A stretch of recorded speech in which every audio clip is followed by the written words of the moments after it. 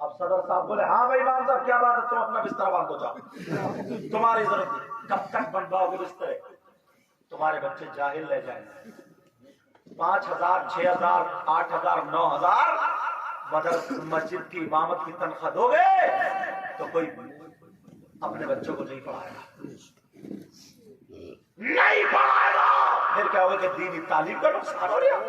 سب سے زیادہ نقصان کرنے والے وہ صدر، سیکریٹری، گاؤں کے کمیٹی والے جو مسجدوں میں اماموں کی تنخواہ کم رکھتے ہیں، ان سے سب سے بڑا حساب و کتاب ہوگا۔ ورنہ قوم کا پیسہ دین کو قیمتی بناؤ، اسلام کو قیمتی بناؤ، سب سے بڑا حساب ان کو دینا ہوگا۔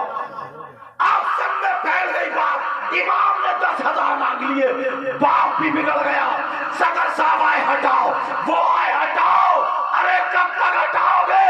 اب ان بڈھوں سے پوچھو جو چور کا حق دلوا رہے تھے وہ کہاں گئے، جو ڈکیتوں کا حق دلوا رہے تھے وہ کہاں گئے؟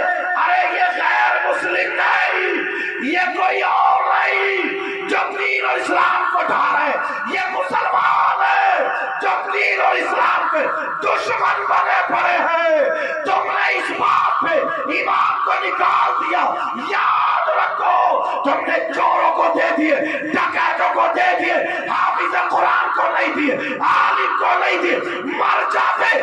بلکہ تم تو یہ کرتے 20,000 دیتے، چور کو ہم دے سکتے ہیں، یہ تو نماز پڑھاتا مسجد کا امام ہے، تو خدا کی قسم تمہارے یہاں خوشیاں ہی خوشیاں۔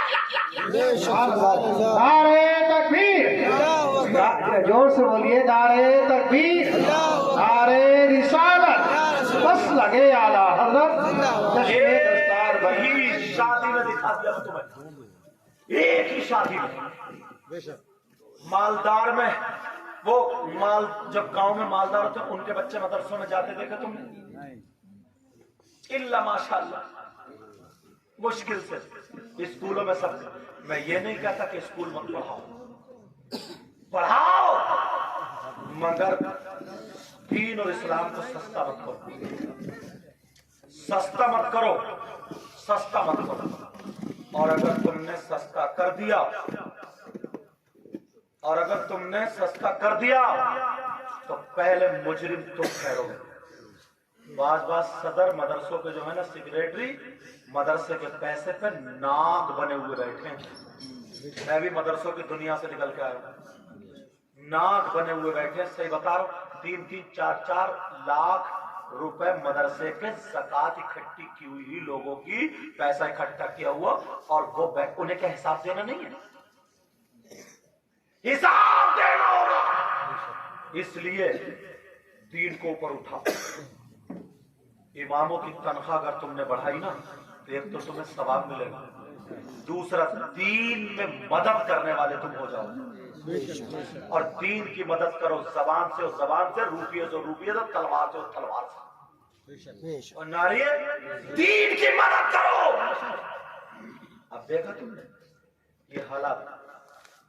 حضرت ایک جگہ نا اتنا دکھ ہوا، میں بولتا کیوں اس لیے معلوم ہے؟ اتنا دکھ ہوا یار،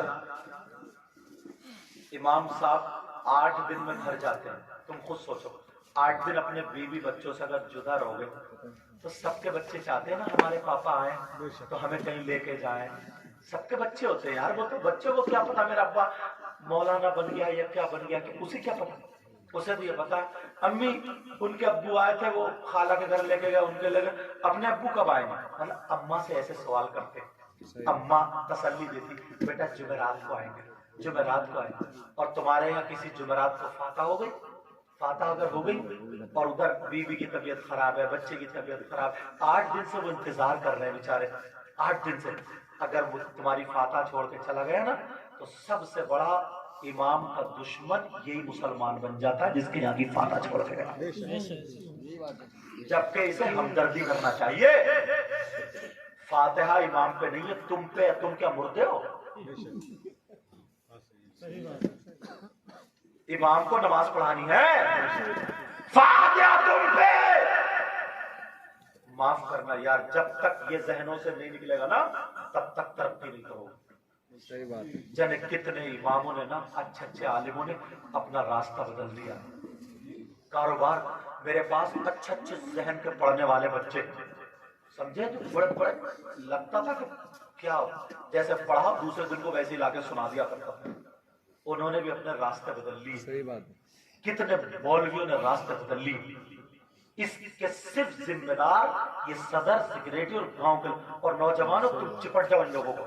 تمہارے ابا کا پیسہ نہیں ہے, پوری قوم کا پیسہ بڑا تنخواہ بڑا کم ہوگی وہ سب بے تم اپنی دکانوں کے لیے اتنی دعائیں کرا رہے ہیں, اللہ میری دکان بڑھ جائے, میری دکان بڑھ جائے, میری دکان بڑھ جائے. اپنے کاروبار کے لیے دعائیں کرا, اپنے کاروبار کے لیے کرتے ہوئے امام کو ایسا کرو گلے میں رسی ڈال کے مار دو اسے, یہ اور رہ گیا بس.